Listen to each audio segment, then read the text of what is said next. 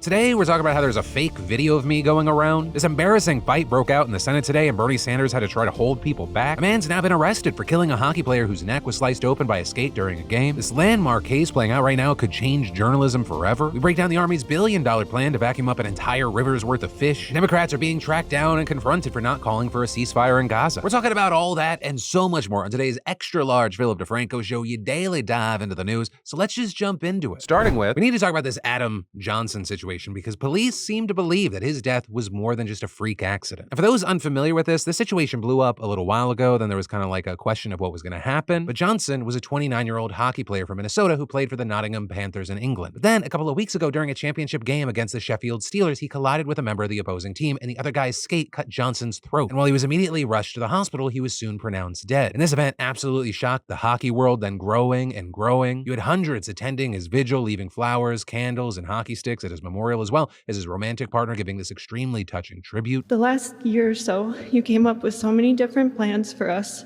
from starting a farm or a coffee shop, or me becoming some big hotshot so you could be a stay-at-home dad with a whole van full of kids you wanted. I just hope in heaven they let you have your farm and all the cows and chickens your little heart desires. And we saw in an attempt to prevent this kind of thing from happening again, the coroner called for compulsory use of neck guards in ice hockey. And in fact, the English Ice Hockey Association said it would start making neck guards mandatory starting in 2024 as part of a 3-step plan, as well as seeing the UK's elite ice hockey league strongly encouraging players and officials to wear them, though not making them mandatory there. But now, in addition to all of that, we have another update, because while there had been a lot of debate on social media over, was this a freak accident? Did this guy on the other team intend to hurt him? We really didn't have updates, but today, police arrested someone for manslaughter related to Johnson's death. And presumably, that is Matt Petgrave, the player whose skate killed Johnson, though we don't have official confirmation yet, though it really wouldn't make sense for anyone else to get arrested. And as of right now, because this is a developing situation, we don't know much outside of that. And it's going to be very interesting to see what specific arguments the authorities bring forward with this. Because again, while online, you had people saying this is a dirty move by a dirty player, there were also a lot of people that understood this to just be a freak accident, right? And not something that a person would be criminally liable for. But until we learn more, that is where we are. And in the meantime, of course, I'd love to know your thoughts down below. And then there is a fake video of me making the rounds right now. And rather than just talk about that, I want to use it as a reason to talk about AI in general, because there's a lot of AI updates today. Starting with the news that there's actually bounties for AI renderings of real people. The bounties in question being offered by the platform Civet AI, according to a new report from 404 Media. So the way it works is that the tool allows users to post bounties, essentially asking people in the community to create an AI model that fits the style and composition they want, or that resembles the likeness of a real person. And the person who makes the best AI model wins a virtual currency that can be used on the site. Per 404, there have been a lot of bounties requesting the likeness of celebrities and influencers, and you probably guessed it, often women. If you take a quick scroll right now, you can see bounties for Charlie D'Amelio, Lili Pichu, though also a lot currently seem to be more generic in the AI art space, some requests for wallpaper and logos. The 404 also said they found at least one instance where a bounty of a private person was made. Now that posting didn't include the person's name, just a handful of images taken from her social media accounts. The person who made the listing saying that he was seeking an AI of his wife, but a lot of people also didn't buy that, right, since the woman in question appeared to have a Facebook that said she was single, and the images in the bounty were low-quality social media screenshots. And while, yeah, people expressed concerns about that bounty, it was completed. And so you have people concerned about what this means for bounties of real people, since Civet AI and platforms like it can be used for sexual AI models. So you also have places like Engadget noting that Civet AI has said that the bounty should not be used for non-consensual sexual images of real people. The outlet also noting that it's still not remotely hard to achieve that anyways. But then in addition to that, we had AI news around film and Hollywood, right? And that for a number of reasons, including there's an AI biopic in the works. It'll reportedly be about the French singer Edith Piaf, who died 60 years ago, and the AI will be used to recreate her voice and image. It's being made by Warner Music Group in partnership with her estate, and the AI voice will be used to narrate the story. And so with that, you have people pissed about it, wondering, why did we even strike if stuff like this is going to be allowed? And this also is we're seeing actors, including Justine Bateman, saying, we shouldn't agree to this SAG deal, and saying SAG leadership and committee did not take my guidance on the AI issues. And arguing, I've said from the beginning that the use of generative AI will collapse the structure of this business. I want the actors and crew to have enough self-respect to turn over a table and flip the CEOs off as it happens. They're going to leave you with nothing left to lose. As well as then taking to MSNBC and saying that the only reason union members should sign this is if they never want to work again. With one major point of concern being the use of synthetic performers, which are essentially fully AI versions of humans performing in film roles. With the rap explaining that SAG-AFTRA negotiated a clause requiring a studio to give them notice and the chance to bargain in good faith if a synthetic performer is used in place of a performer, but was not able to secure the right to veto such use of performers. And on top of that, actors only get to consent to this use and get compensation if the synthetic performer includes one of their distinctive facial features. And so because of this, you're seeing things like one actor posting a video on TikTok saying union members should not ratify the contract and explaining, none of the wins that we got matter because generative AI is going to take a majority of the job. Justine Bateman also sounding off on this aspect, writing, I find it baffling that a union representing human actors would give approval of those same actors being replaced by an AI object. And don't forget, those AI objects are a mashup of all actors' past performances, adding insult to injury. Meanwhile, in other AI news, you have YouTube trying to put in new limitations and guardrails, with them now requiring creators to disclose and label AI use when they've made altered or synthetic content that is realistic, as well as giving people the ability to request takedowns of AI-generated content made to simulate an identifiable individual, though not all requests will be granted. Also, we're seeing YouTube take action around the big rise of AI music, with them allowing its music partners to request the removal of AI-generated songs that mimic an artist's voice. And that, of course, coming as it's become a massive trend on the platform, with us seeing things like last week, Bad Bunny slamming an AI song mimicking his voice that went viral across a ton of different social media platforms, calling the song shitty, condemning fans who liked it. But then also, because everything AI is now so accessible to pretty much everyone, it's becoming so common everywhere. With, for example, I know a lot of people running into this video this week, right? It includes the video where I'm covering a Mr. Beast controversy story, and then it's all AI. Now, that's obviously not me, as hopefully many of you can tell. Well, I'm not too concerned about people that watch me knowing if that's me or not. Where it is concerning are people that aren't familiar with me coming across this video because it's got like hundreds of thousands of views. And of course, as I like to remind people every time we talk about this is the worst the technology will ever be. The tech is only going to get better, and the situations are only going to get crazier from here. So I commend places that are trying to put in these guardrails. They're trying to put in these tools, but I don't really know if there's anything that can stop what this is about to become. And then, is this exactly what people should be doing, or is it a road too far? That is one of the big debates playing out right now over the growing trend of lawmakers being confronted for not supporting a ceasefire in the Israel-Hamas war. Right, and this is in recent weeks, multiple interactions that follow this general script have gone viral on social media. And this including most recently a video of Senator Chris Coons that has more than 12 million views on X as of recording. And in that clip, which was posted yesterday, the lawmaker is seen riding an Amtrak and being questioned by a person who identifies himself as a journalist and who repeatedly ignored the senator's request to be left alone. Senator, I'm sorry to put you on the spot, but when I call for a ceasefire in Gaza, I'm a journalist, my name's Aaron Mate. When I call for a ceasefire in Gaza, you have 4,600 children killed. This is 46. I know it's a quiet car, and I apologize for abuse, but I understand, but children are dying.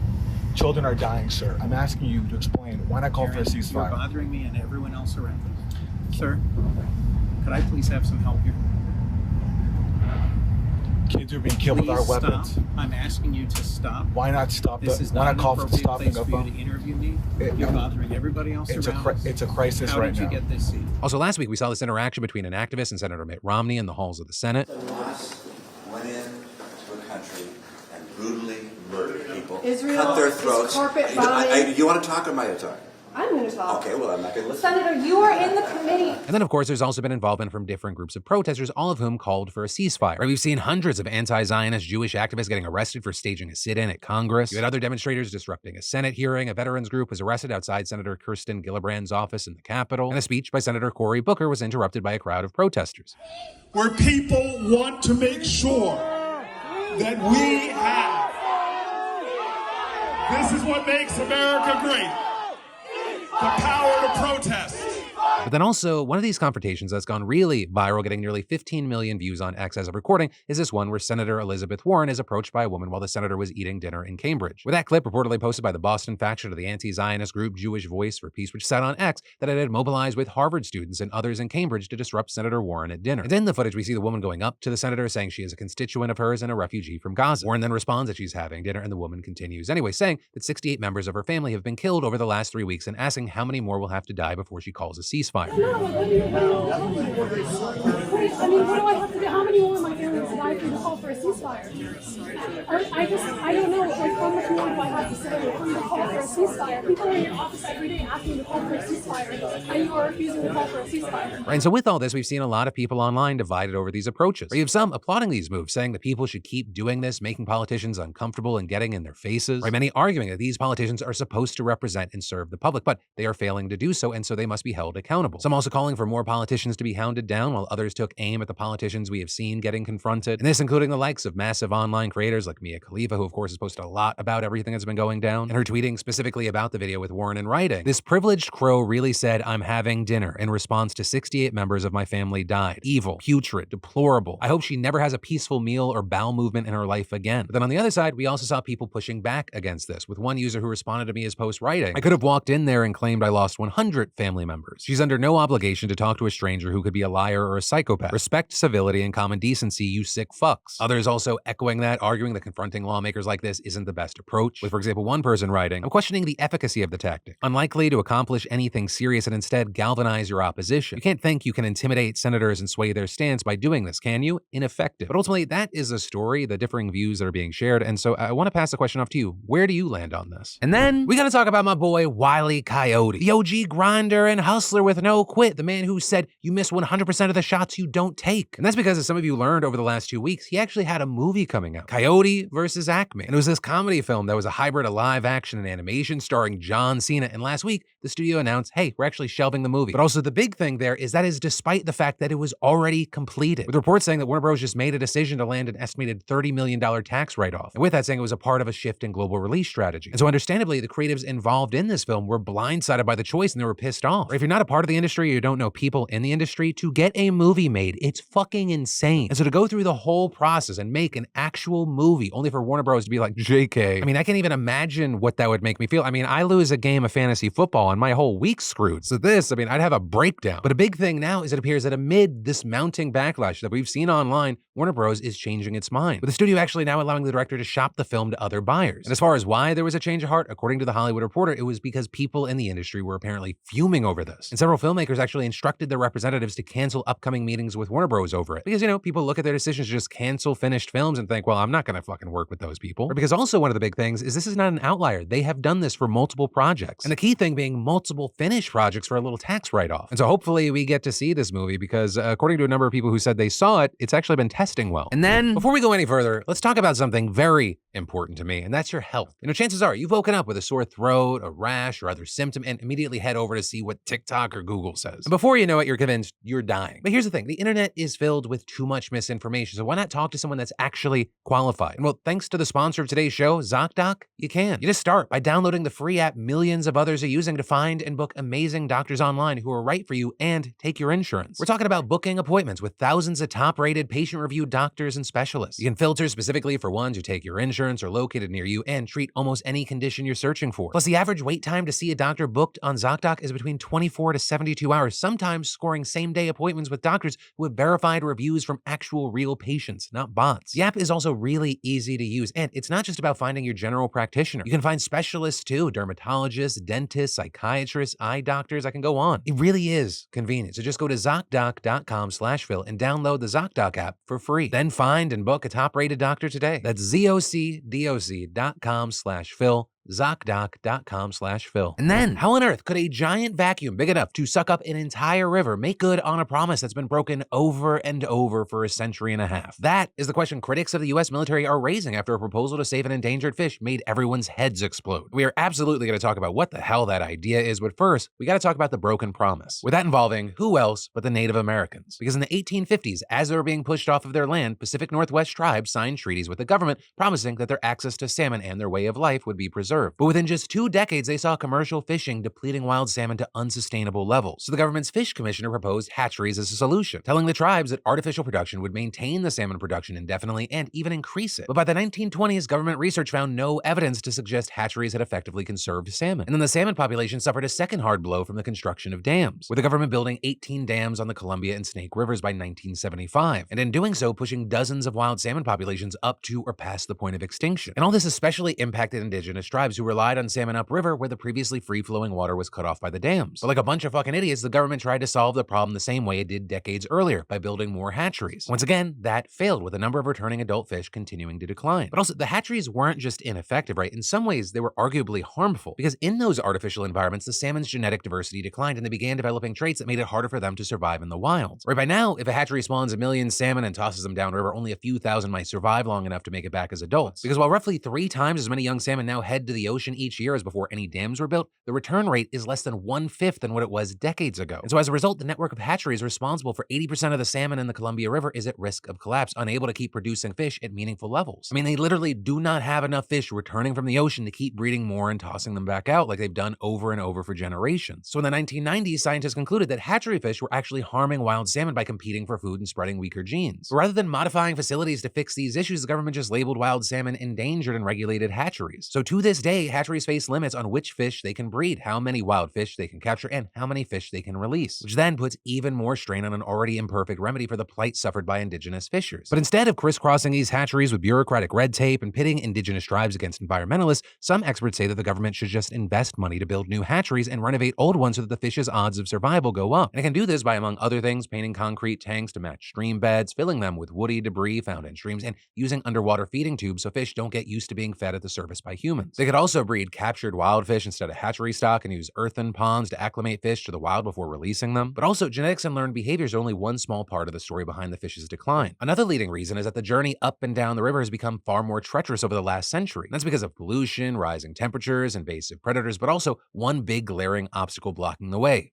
dams. Right, and alongside producing hydroelectric power, dams are the only thing keeping whole communities like downtown Portland from going underwater for parts of the year. But they also happen to block fish from swimming past, and those who do often get beaten around by the whirring turbines. So to fix that, dam walls are designed with gates that young salmon can swim through to get downstream. But they're usually too deep underwater for the little fish to actually find because they tend to stay near the surface. And then those that do dive deep enough can get the bends and die. But a big thing here is that there is a much simpler and more effective solution. Drain the reservoir behind the dam to low enough levels, open the gates, and let the salmon ride the current as they would a wild river. It costs next to nothing, would keep the dams available for flood control, and has been shown to work in the past. Right, looking into it, in 2011, the U.S. Army Corps of Engineers began draining the reservoir at Oregon's Fall Creek Dam for a short period in November or December, and it was a wild success, with the river seeing a roughly 10 times increase in the number of adult salmon that returned from their migration. And all the sediment, wood, sand, and gravel that had gotten clogged up behind the dam now flowed freely downriver, which notably provided a natural source of nutrients to the entire food web downstream from the reservoir, including plankton, aquatic plants, insects, fish, and mammals. So in this spectacular display of sensible policymaking, humans replicated that model at other dams and saved all. Just kidding. 9 times out of 10, this show is about problems, not problems that have been solved yet. Instead, the Army Corps of Engineers dragged its feet for 2 decades, according to a federal judge, and is now proposing a different solution. Why not build a huge floating vacuum the size of a football field with enough pumps to suck up a small river, then flush all the fish into enormous storage tanks, load them onto trucks, drive them downstream, and then dump them back into the water? Something that would reportedly cost a combined $622 million to put one of these things at each of the 2 dams that threaten salmon the most, plus another $432 million for a huge water cooling device at one of the dams. Now at this point, if you're like, that sounds awfully complicated and expensive, why not just drain the river? Well, the Army Corps of Engineers has a few arguments for you. First, it claims that the Fall Creek's openings are more fish-friendly than those at other dams, and officials are worried that draining many dams all at once might leave too little stream flow for fish. And second, they argue that the reservoir drawdowns would hurt residents who rely on hydropower, businesses that do recreational boating, and farmers who need irrigation. But a huge thing there is that an investigation by ProPublica found that all of these concerns are highly exaggerated. Right, first of all, farmers near the river basin don't need irrigation from the dams nearly as much as those in other parts of the state, with 50 inches of rainfall drenching the Willamette Valley every year, so draining reservoirs each fall would have a marginal impact on water supplies downstream, according to the Corps' own analysis. And in fact, we've already seen that play out with the Oregon Water Resources Department saying recent court-ordered drawdowns have not undermined anyone's ability to irrigate. And as for the recreation economy, the Corps itself estimates that the kind of limited drawdowns it opposes would affect boat launches only at the tail end of the boating season, reducing visits by about 7% and spending by $1.3 million. And as for the consumers of hydropower, it turns out that the dams actually cost more than they're worth, where the Corps estimates that the cost of hydropower over the next 30 years will outstrip revenues from electricity customers by more than $700 million. And the only peer-reviewed cost-benefit analysis of these dams, which was published in 2021, found that the collective environmental harms, upkeep costs, and risks of collapse at the dams outweigh the economic benefits, which is why even the federal government's hydropower agency for this region, the one that funds half the cost of operating the Willamette Dam, said last year that the streams feeding the valley are wildly inefficient at producing electricity compared with dams on larger rivers, costing up to 5 times as much to light a home. Also, on top of all that, despite the Corps' concerns about draining too many reservoirs at once, a federal judge ruled in 2021 that the weight of the evidence was against them, saying drawdowns were necessary and the most effective means to protecting fish, and then ordering the Corps to partially drain 3 dams. And finally, they're setting a 2024 deadline for the Corps to create a new long-term plan to save salmon, which he expected to go even further than his drawdown order. But then when the Corps produced this plan last year, that's when it proposed the giant floating fish vacuums instead. And that idea has baffled baffled many experts because it wasn't new. Similar projects had been tried on a smaller scale in the past, and they typically failed to capture a meaningful amount of fish. Plus, when removing young salmon from the river, it stresses them out, increasing the risk of dying before they find their way home to spawn as adults. Which is why a comprehensive review in 2017 concluded that those types of fish collectors will only prolong their decline to extinction. But despite all of this information and pushback, even with multiple calls from Congress to study shutting down hydropower,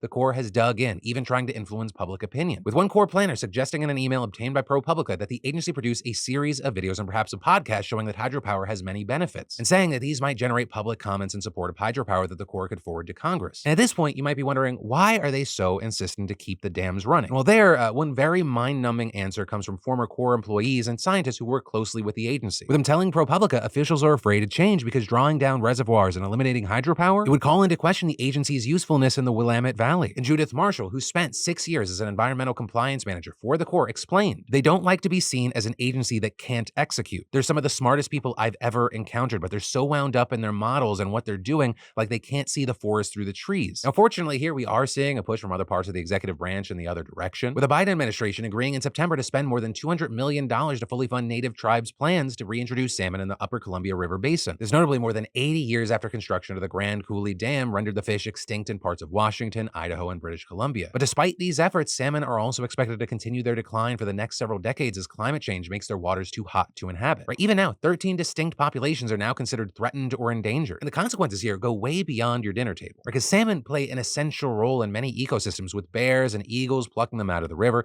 tiny organisms feeding on their carcasses and stream beds, and orcas and sea lions relying on them for food in the ocean. And then even if you're like, I don't give a fuck about animals, I don't eat salmon, the issue also comes back to where we started this story, a broken promise. The very way of life of many indigenous cultures in the Pacific Northwest is at risk of collapsing unless we do something to turn the ship around. And part of that comes down to you learning about the situation now, because nothing really ever happens with our government unless there is a political capital, unless there is an acknowledgement and a push. And so for now, our eyes stay on this situation, and in the meantime, I gotta pass the question off to you. What are your thoughts here? And then I'm just gonna get to the headline on this one. HelloFresh is offering you beautiful bastards free breakfast for life. Yeah, you get one breakfast item per box while your subscription is active. So thank you, HelloFresh, for being a fantastic sponsor of the PDS. You don't have time? No worries. HelloFresh takes care of the meal planning, so it makes whipping up that homemade meal a cinch. I mean, seriously, quick and easy meals take like 15 minutes, and it's less expensive than takeout. With over 40 recipes to choose from every week, HelloFresh provides in-season ingredients delivered right to your door, pre-portioned and ready to cook, along with pictured step-by-step recipe cards. And I mean, HelloFresh has made it easier for our boys to get involved with the cooking process, which, when I was little, I really didn't get, and I'm hoping this helps them later in life with adulting. And a big thing is that it's so much more than delicious dinners. HelloFresh can help take the hassle out of every mealtime with easy breakfasts, quick lunches, and snacks, all delivered along with your weekly box. And are you hosting this holiday season? Well, HelloFresh Market has just what you need to please a crowd without the hassle. I mean, from photo-worthy charcuterie boards to mouth-watering desserts. So just go to HelloFresh.com/DeFranco-free and use code DeFranco-free for free breakfast for life. One breakfast item per box while your subscription is active. That's right, free breakfast for life at HelloFresh.com/DeFranco-free with code DeFranco-free and try America's #1 meal kit today. And then I'm hoping that you can help me with this in deciding if this is more funny or if it's more like kind of embarrassing and disturbing about the state of things. Because there was a Senate hearing today and you saw union leaders speaking to lawmakers, and there are these string of moments that are blowing up online right now where things get heated between Teamsters President Shawn O'Brien and Senator Markwayne Mullin. And all of it starting when Mullin gets to the mic and starts addressing O'Brien, specifically reading tweets O'Brien posted regarding the senator after a previous hearing where they had a disagreement. Pretends like he's self-made. What a clown. Fraud. Always has been, always will be. Quit the tough guy act in these Senate hearings. You know where to find me. Any place, anytime, cowboy. Sir, this is a time, this is a place. If you want to run your mouth, we can be two consenting adults. We can finish it here. Okay, that's fine. Perfect. You want to do it now? I'd love to do it right now. Well, stand your butt up then. You stand your butt up. Oh, hold on. Big guy. No, stop it. Is that your solution every Hold it. No, sit down. Sit down. Look at you. You're a United States Senator. Sit down. Active. Oh, okay. Sit down, please. All right. Can I respond? Mr. Hold Chairman, it. describe yourself. Hold it. You have the mic. Yeah. You have time.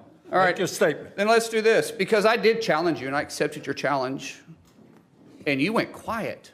No, I didn't go quiet. hold on. No, You challenged me to a cage match, acting like a 12-year-old schoolyard bully. Excuse me. Hold on. Hold it. No, excuse me. I will say. All right, y'all won. He made a lot of statements, right? And his statements are fiction at best. Fiction, I read them. Can he answer? What? Answer the question, please. I can't understand him, to be honest with you. All right. He rambles so much. What was your question, actually? Man, high school never ends, but as entertaining as that fight was for me as an outsider, they didn't have to deal with it. Fucking poor Bernie Sanders. That isn't actually why everyone got together this morning. Instead, several union presidents, including O'Brien and UAW President Shawn Fain, met with the Health, Education, Labor, and Pensions Committee to discuss unions and their impact on the lives of Americans. And during his opening remarks, Fain detailed the success of the UAW strike, saying, there's far too much in our agreement to detail in a short testimony. But, 4 of the major areas, we raised wages dramatically for over 100,000 workers. We took a major step toward ensuring a just transition in electric vehicles. We improved retirement security for hundreds of thousands of retirees. And lastly, we secured jobs. Job security was a major part of this bargaining for current employees and future members. And we bargained for language that allows us to strike these companies if they don't honor their commitments, which has been a huge issue in the past. And when Chairman Bernie Sanders asked about UAW's plan for organizing in the future, Fain said, we're going to organize like hell. I've said this throughout the last year that when you bargain good agreements, when you set a standard, people want to be a part of that success. And it's what changed my grandparents' life. And notably, a frequent topic of discussion during the hearing was how the deals struck by the UAW have caused a ripple effect throughout the industry. And, we set that standard. And immediately you saw Toyota, Honda, and now Hyundai changing their conditions, raising pay for their workers and shortening the progression to get to full pay from 8 years to 4 years, from 6 years to 3 years. And we did the same thing from 8 years to 3 years. So obviously, that is a direct result of the impact of what we bargained for. Now, that said, while these deals are historic and have seen substantial impact outside of just the union, thousands of UAW members are voting against them. Or for example, of the more than 4,000 votes cast in Kentucky at Ford's largest plant, 54.5% of them were no votes. And of the roughly 25,000 total votes cast by Ford's UAW members so far, 34% have been no's. Which of course, yes, means the yeses still have the majority, but the number of those against the deal is still worth talking about. Especially because this isn't limited to just Ford. Thousands of GM workers are also voting against their deal. In fact, 72% of production workers and 56% of skilled trade workers at GM's Spring Hill, Tennessee manufacturing facility voted against the deal. And 48% of the roughly 16,000 GM votes cast so far have been against the deal. Also, Stellantis so far had fewer than 5,000 votes cast, with the majority being approval, but there's also distrust regarding whether the company will actually adhere to the standards laid out in the deal. So ultimately, right now, we are still waiting on the final numbers for the ratification of these agreements. But in the meantime, of course, I'd love to know your thoughts here, whether it be on the last part or that explosive first part. And then let's talk about yesterday today, where we take a look back at yesterday's show. We dive into those comments and see what y'all were saying, or what are your opinions, your reasons, sometimes your experiences. And there, regarding the possible and impending government shutdown, we had people saying there needs to be a law requiring congressional members to not be paid during shutdowns, which yeah, I absolutely support as well. That way, at the very least, it would feel like you are a part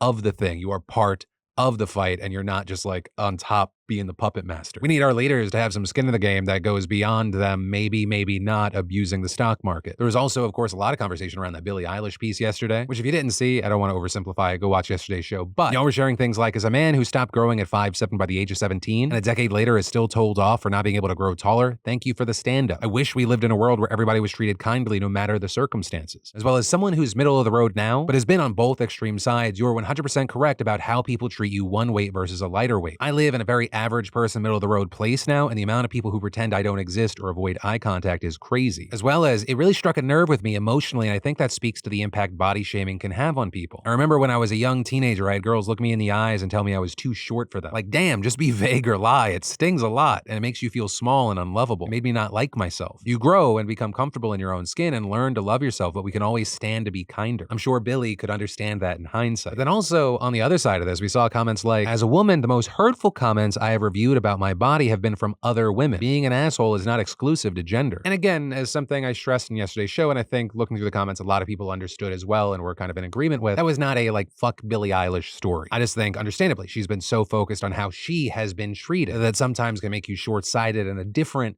avenue or dismiss someone else's struggle. And as some of you who have watched me for a while know, like when people talk about my weight, I sometimes I lose my cool, I overreact, I have to like apologize to someone privately. But I think it's important to speak about it in a more calm manner like I did yesterday, because that's where like actual discourse can happen. Even though that can be hard because, you know, the whole thing can be so incredibly hurtful and leave lots of scars on you emotionally. And actually, right after I recorded that line, I saw this comment that I think really hits on that. It said, as an ugly guy, my first reaction was to think, fuck you, you don't understand what it's like, but I think think that a more sober response is to acknowledge that it is hard to believe that someone might be dying of thirst when you yourself are drowning. But that is where your daily dive into the news is going to end today. Though, for more news you need to know, I got you covered right here. You can click or tap to watch that, or I got links in the description. But no matter the case, as always, my name's Philip DeFranco. You've just been filled in. I love yo faces, and I'll see you right back here tomorrow to break down more news.